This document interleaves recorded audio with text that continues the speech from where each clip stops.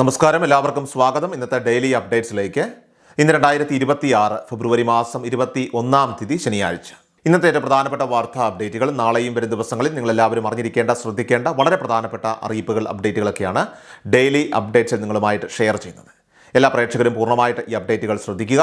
നിങ്ങളെല്ലാവരും വീഡിയോ ഒന്ന് ലൈക്ക് ചെയ്ത് എല്ലാ പ്രേക്ഷകരിലേക്കും മറക്കാതെ ഷെയർ ചെയ്ത് എത്തിക്കുക. നമ്മുടെ വാട്സാപ്പ് ഗ്രൂപ്പിൽ ജോയിൻ ചെയ്യുക. വാർത്തകളും അറിയിപ്പുകളും എല്ലാ ദിവസവും കൃത്യമായി നിങ്ങൾക്ക് വാട്സാപ്പ് ഗ്രൂപ്പിൽ ലഭ്യമാകുന്നതാണ്. വാട്സാപ്പ് ഗ്രൂപ്പിൻ്റെ ലിങ്ക് വീഡിയോയുടെ ഡിസ്ക്രിപ്ഷനിൽ അതോടൊപ്പം തന്നെ കമൻറ്റിൽ നൽകിയിട്ടുണ്ട്. എല്ലാ പ്രേക്ഷകരും മറക്കാതെ ഏതെങ്കിലും ഒരു ഗ്രൂപ്പിൽ ജോയിൻ ചെയ്യുക. ഏറ്റവും ആദ്യത്തെ പ്രധാനപ്പെട്ട വാർത്താ അപ്ഡേറ്റ്. സംസ്ഥാനത്ത് സ്വകാര്യ ആശുപത്രികളിലെ നഴ്സുമാർ ഇന്ന് പണിമുടക്കും. ഏറ്റവും കുറഞ്ഞ വേതനം 40,000 രൂപയാക്കി ഉയർത്തണമെന്നാവശ്യപ്പെട്ടാണ് സൂചനാ പണിമുടക്ക്. യുണൈറ്റഡ് നഴ്സസ് അസോസിയേഷന്റെ നേതൃത്വത്തിലാണ് ഈ ഒരു പണിമുടക്ക്. നഴ്സുമാരുടെ ശമ്പളം വർദ്ധിപ്പിക്കാൻ സംസ്ഥാന സർക്കാർ ഉത്തരവിറക്കുന്നില്ലെന്നും മിനിമം വേതനം ഉയർത്തുന്നതിനായിട്ട് ഇന്നത്തെ സൂചനാ പണിമുടക്കിന് ശേഷം കൂടുതൽ സമരപരിപാടികളിലേക്ക് നീങ്ങുമെന്നും UNA ദേശീയ അധ്യക്ഷൻ ജാസ്മിൻ ഷാ വ്യക്തമാക്കി. ഇന്ന് ആശുപത്രികളിലെ 1/3 ജീവനക്കാർ ജോലിക്ക് കയറും. ബാക്കിയുള്ളവർ സൂചനാ സമരത്തിൽ പങ്കെടുക്കും. പണിമുടക്ക് ദിവസം അവകാശ പ്രഖ്യാപന സമ്മേളനവും നടക്കുന്നതാണ്. തൃശ്ശൂരിലായിരിക്കും അവകാശ പ്രഖ്യാപന സമ്മേളനം നടക്കുക. നിലവിൽ 20,000 രൂപയാണ് ഏറ്റവും കുറഞ്ഞ വേതനം. വർഷങ്ങളായി ശമ്പള പരിഷ്കരണം ഉണ്ടായിട്ടെന്നും സർക്കാർ ഇക്കാര്യത്തിൽ ഇടപെടണമെന്നുമാണ് സംഘടനയുടെ ആവശ്യം. ആലപ്പുഴ വണ്ടാനം മെഡിക്കൽ കോളേജിൽ ശസ്ത്രക്രിയയ്ക്കിടെ ശസ്ത്രക്രിയ ഉപകരണം വീട്ടമ്മയുടെ വയറ്റിൽ അകപ്പെട്ട സംഭവം സിസ്റ്റത്തിന്റെ പിഴവാണെന്നും നഴ്സുമാരും രോഗികളും തമ്മിലുള്ള അനുപാതം അത് പാലിച്ചാലേ പ്രശ്നം തീരുകയുള്ളൂവെന്നും ജാസ്മിൻ ഷാ പറഞ്ഞു. അടുത്ത പ്രധാനപ്പെട്ട വാർത്താ അപ്ഡേറ്റ്. നമ്മുടെ സംസ്ഥാനത്തെ എംപ്ലോയ്മെന്റ് എക്സ്ചേഞ്ചുകളിലൊക്കെ തന്നെ രജിസ്റ്റർ ചെയ്ത് കൃത്യസമയത്ത് പുതുക്കാൻ സാധിക്കാതെ സീനിയോറിറ്റി നഷ്ടപ്പെട്ടവർക്ക് അത് വീണ്ടെടുക്കുന്നതിനായിട്ട് സർക്കാർ ഇപ്പോൾ പ്രത്യേക അവസരം നൽകിയിരിക്കുകയാണ്.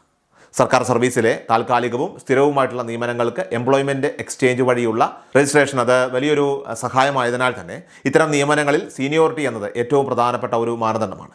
ചില കാരണങ്ങളാൽ പുതുക്കാൻ സാധിക്കാതെ പോയവർക്ക് ഇളവുകളോടെ സീനിയോറിറ്റി നിലനിർത്തിക്കൊണ്ട് ഇപ്പോൾ രജിസ്ട്രേഷൻ പുതുക്കാനുള്ള അവസരമുണ്ട്. 1/1/1999 മുതൽ 31/10/2024 വരെയുള്ള കാലയളവിൽ സീനിയോറിറ്റി നഷ്ടപ്പെട്ടവർക്കാണ് ഈ ആനുകൂല്യം ലഭിക്കുക.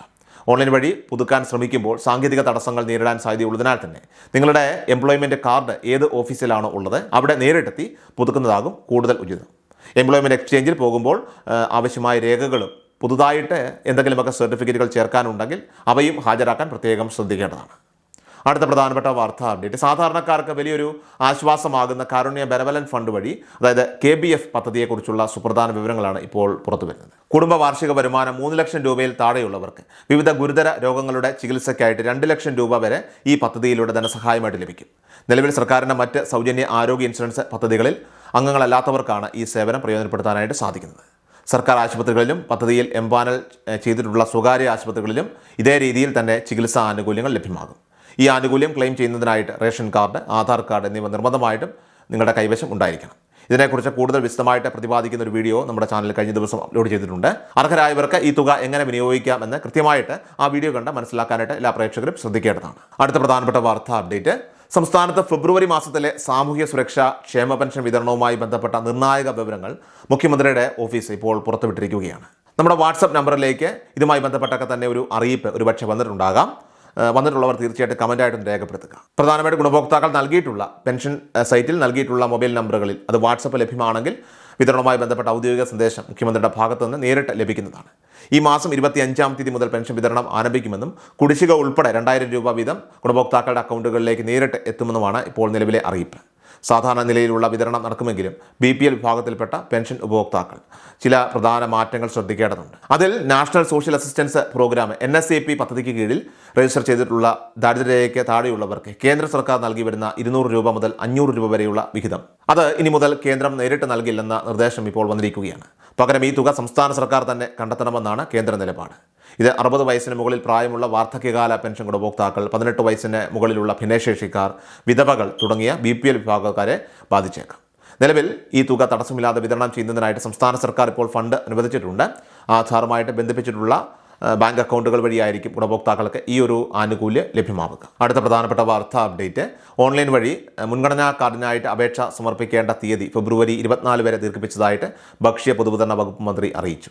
ജനുവരി 24 മുതൽ ഫെബ്രുവരി 19 വരെ 50,300ഓളം അപേക്ഷകൾ ഇതുവരെ ലഭ്യമായിട്ടുണ്ട്. 8ാമത് തവണയാണ് ഇപ്രകാരം ഓൺലൈൻ അപേക്ഷകൾ സ്വീകരിക്കുന്നതെന്നും ഒഴിവാക്കൽ മാനദണ്ഡങ്ങളിലൊക്കെ തന്നെ ഉൾപ്പെടാത്ത അർഹരായിട്ടുള്ള എല്ലാ കുടുംബങ്ങളും മുൻഗണനാ പട്ടികയിൽ ഉൾപ്പെടുന്നുവെന്നും അവർക്ക് അർഹമായിട്ടുള്ള റേഷൻ വിഹിതം ഉറപ്പുവരുത്തുമെന്നും മന്ത്രി അറിയിച്ചു. തുടർച്ചയായിട്ട് 3 മാസത്തിലധികം റേഷൻ വാങ്ങാത്ത മുൻഗണനാ വിഭാഗം കാർഡുകൾ പരിശോധനയ്ക്ക് വിധേയമാക്കി നിലവിലെ മാനദണ്ഡങ്ങൾ പ്രകാരം അർഹരല്ലെന്ന് കാണുന്ന പക്ഷം അത്തരം കാർഡുകൾ പൊതുവിഭാഗത്തിലേക്ക് തരം മാറ്റണമെന്നാണ് ഭക്ഷ്യഭദ്രതാ നിയമത്തിലെ വ്യവസ്ഥ. പ്രസ്തുത ഒഴിവുകളിലേക്ക് അർഹരായവരെ ഉൾപ്പെടുത്തുകയും ചെയ്തു വരുന്നുണ്ട്. ഏറ്റവും അവസാനമായിട്ട് സംസ്ഥാനത്തെ സ്വർണ്ണവില പരിശോധിച്ചാൽ കഴിഞ്ഞ ദിവസം ഇരട്ട കുതിപ്പുമായെത്തിയ സ്വർണ്ണവിലയിൽ ആശ്വാസം. വെള്ളിയാഴ്ച ഫെബ്രുവരി 20 22 കാരറ്റ് സ്വർണ്ണത്തിന് ഗ്രാമിന് 100 രൂപ കുറഞ്ഞ് 14,315 രൂപയും പവന് 800 രൂപ കുറഞ്ഞ് 1,14,520 രൂപയിലുമാണ് വ്യാപാരം നടന്നത്. കൃഷൽ മീഡിയ എല്ലാ ദിവസവും വാർത്തകളും അറിയിപ്പുകളും ഡെയിലി അപ്ഡേറ്റ്സും ലഭിക്കാൻ ഇപ്പോൾ തന്നെ ചാനൽ സബ്സ്ക്രൈബ് ചെയ്യുക, ഫോളോ ചെയ്യുക. നിങ്ങളുടെ ലൈക്കും ഷെയർ നൽകി ഞങ്ങളെ സപ്പോർട്ട് ചെയ്യുക. നിങ്ങളുടെ അഭിപ്രായങ്ങൾ കമന്റ് ബോക്സിൽ രേഖപ്പെടുത്തുക.